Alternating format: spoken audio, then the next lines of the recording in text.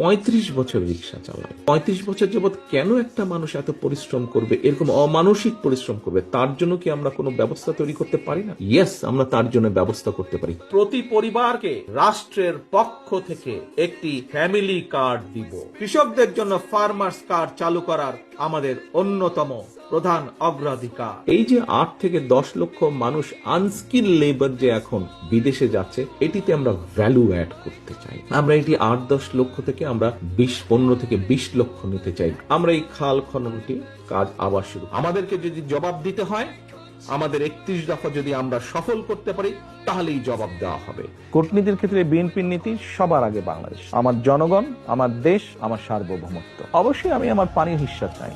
অবশ্যই আমি দেখতে চাই না যে ফেলানির আরেক ফেলানি ঝুলে আছে।